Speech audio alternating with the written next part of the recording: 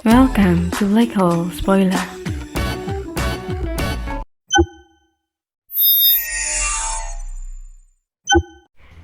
Chapter 495. Bunuh dirimu sendiri. Tiba-tiba roh pedang raksasa Duan Tianglang juga menghilang. Dia terlihat menyedihkan. Pria itu yang dulunya memiliki ambisi besar telah menjadi tua. Sepertinya aku tidak bisa melarikan diri lagi. Aku akan mati, kata Duan Tianglang. Dia sudah menyerah. Tidak ada gunanya mencoba dengan kekuatannya. Dia tidak bisa melakukan apa-apa lagi. Lin Feng tidak mengatakan apa-apa. Dia tidak peduli karena Duan Tianglang akan mati. Lin Feng telah membiarkannya hidup untuk waktu yang lama, hanya untuk membiarkannya menyaksikan kehancuran halaman suci Suiyue dengan mata kepalanya sendiri. Mata Duan Tianglang berbinar tanpa henti. Dia berpikir untuk bunuh diri, tetapi dia masih punya harapan. Mungkin seseorang masih akan menyelamatkannya. Mungkin seorang kultivator yang kuat akan ikut campur tangan. Di kejauhan, banyak siluet berkedip-kedip saat mereka mendekat. Mereka bisa melihat pertumpahan darah di halaman suci Suiyue. Mata mereka memerah. Ini adalah orang-orang kaya dan bangsawan yang berpengaruh di kota kekaisaran. Anak-anak mereka adalah siswa di halaman suci Suiyue. Tetapi pada saat itu, Lin Feng membantai mereka, termasuk anak-anak mereka. Seorang kultivator lapisan Zuanji pertama naik ke udara dan tiba di depan Lin Feng. Ia berkata, "Lin Feng, klanku masih memiliki beberapa siswa di sini di halaman suci Suiyue. Apakah kau tidak bersikap lunak dan membiarkan mereka pergi? Kami akan segera pergi."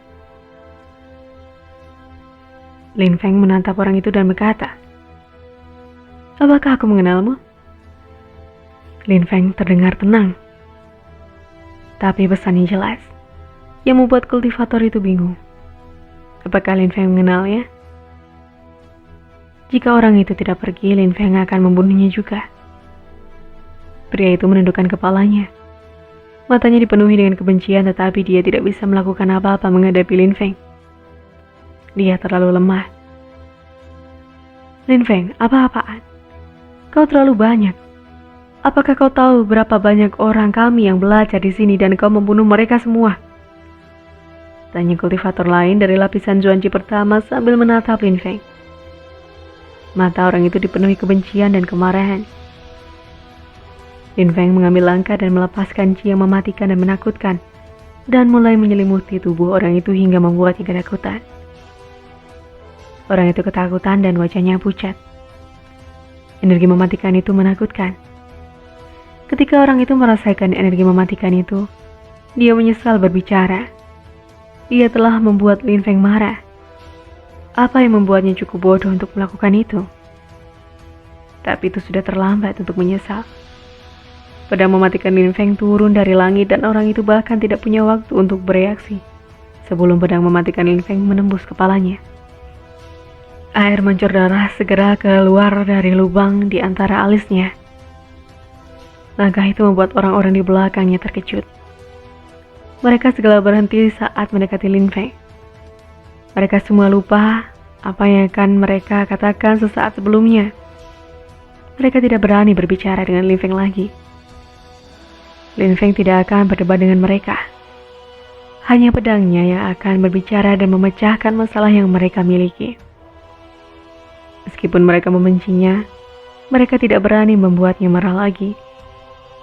Jika mereka membuatnya marah, tidak ada yang akan menyelamatkan mereka dan mereka juga tidak ingin mati. Orang lain mengepalkan tangan mereka dan mengerang dengan marah. Mereka membenci Lin Feng. Dia menghancurkan halaman sekte Suiyue dan membantai generasi muda klan mereka. Tapi Lin Feng bahkan tidak memberi mereka satupun kesempatan hidup. Dia akan membunuh mereka semua. Ada satu orang yang terlihat sangat muram. Orang itu mengenakan pakaian biru. Itu seperti kultivator yang kuat yang Lin Feng temui di masa lalu dari klan Bai. Di masa lalu Lin Feng telah membunuh banyak orang dari klan Bai dan orang dengan pakaian biru seperti itu. Dia pergi ke Akademi Surgawi untuk membunuh Lin Feng, tetapi terpaksa dia harus mengurungkan niatnya. Sekarang, sebagian besar kultivator muda klan Bai adalah siswa dari halaman suci Sui Yue, termasuk putranya sendiri. Lin Feng akan membunuh mereka semua dan dalam pembantaiannya semuanya akan dihabisi. Ayo pergi dan cari orang lain yang akan bertarung melawannya. Kita bisa membawa beberapa musuhnya. Mungkin orang-orang dari klan Yu atau sekte Wanzhou akan membantunya. Bersama-sama kita bisa mengalahkannya. Kami akan membalaskan dendam kami, kata kultivator dengan pakaian biru.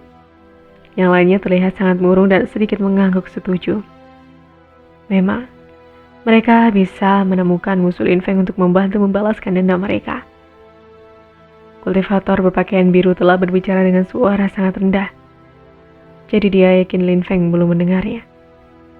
Tetapi dia lupa dengan perbedaan tingkat kultivasi mereka. Pendengaran Lin Feng berkembang dengan baik dan inderanya juga meningkat. Dengan kultivasi Lin Feng, pria itu seperti berteriak di telinga Lin Feng. Balas dendam? Kapan? Aku tidak berpikir kau akan memiliki kesempatan, kata Lin Feng dengan acuhnya membuat kultivator berpakaian biru itu menggigil. Pria parubaya dengan pakaian biru itu sangat bergetar saat dia menoleh. Dia memandang Lin Feng. Badao, di mana kau? Dalam sekejap siluet dengan topeng perunggu naik ke udara. Dia terlihat sangat brutal dan kejam seperti pedang. Badao, kau dan Tuan Hu bawa 1000 orang bersamamu dan pergi ke klan Bai, lalu basmi seluruh klan, kata Lin Feng. Badao mengangguk dan pergi untuk bergabung dengan Tuan Hu. Selain itu, orang-orang hanya setuju untuk membalas dendam mereka. Terlihat ketakutan. Lin Feng akan memusnahkan seluruh klan mereka. Betapa menakutkannya itu. Klan Bai dikutuk. Tidak ada yang bisa menyelamatkan mereka. Pria parubaya itu bergetar. Pria parubaya itu gemetar. Karena dia berbicara dan karena dia berpikir bahwa Lin Feng tidak bisa mendengarnya. Dia telah mengirim klannya, klan Bai, ke dalam kematian. Lin Feng akan memusnahkan seluruh garis keturunannya. Dia masih bisa mengingat ketika dia telah mempermalukan dan membuat marah Lin Feng di masa lalu. Sekarang Lin Feng jauh lebih kuat daripada di masa lalu, tetapi dia masih cukup bodoh untuk membuatnya marah. Aku tidak akan berpikir bahwa salah satu musuh lamaku akan cukup bodoh untuk datang ke sini dan menghadapi kematian, kata Lin Feng. Dia mengambil langkah dan berkedip-kedip di udara. Kultivator yang lain di sekitar pria berpakaian biru segera mundur. Lin Feng adalah malaikat maut. Mereka tidak ingin membuatnya marah. Jika mereka melakukannya, mereka akan segera berada dalam pelukan maut. Pria parubaya dengan pakaian biru tahu bahwa dia tidak bisa melawan Lin Feng, sehingga dia mencoba melarikan diri. Tetapi, bisakah dia melarikan diri? Lin Feng muncul dengan pedang mautnya dan segera membunuh pria itu tanpa usaha. Kultivator lain dari lapisan Zuanji terbunuh karena bertindak bodoh. Lin Feng dengan mudah membunuh kultivator di lapisan awal lapisan Zuanji. Satu gerakan sudah cukup untuk mereka. Mereka tidak bisa menghindari serangannya dan mereka tidak bisa melarikan diri. Lin Feng menyaksikan mayat itu saat jatuh. Dia masih terlihat tanpa emosi. Di masa lalu dia pergi ke Akademi Surgawi untuk membunuh Lin Feng. Lin Feng benci klan Bai. Dia bersumpah bahwa dia akan menghancurkan mereka di masa lalu, tetapi seiring waktu, kebencian terhadap mereka telah dibayangi dan kemudian dia lupa tentang mereka. Lin Feng memiliki musuh yang kuat, klan Yu. Jadi dia lupa tentang klan Bai di masa lalunya. Tetapi seorang dari klan Bai benar-benar muncul dan menyebabkan masalah. Apakah orang bodoh ini tidak takut mati? Penghancuran klan mereka bahkan dapat menyebabkan pelayanan budak meningkat. Orang-orang lain pergi diam-diam. Mereka tidak berani mengatakan sepatah kata pun. Mereka tidak ingin membuat marah Lin Feng. Dia membantai generasi muda, tetapi mereka harus menerima penghinaan. Atau dia mungkin membantai semua generasi klan mereka.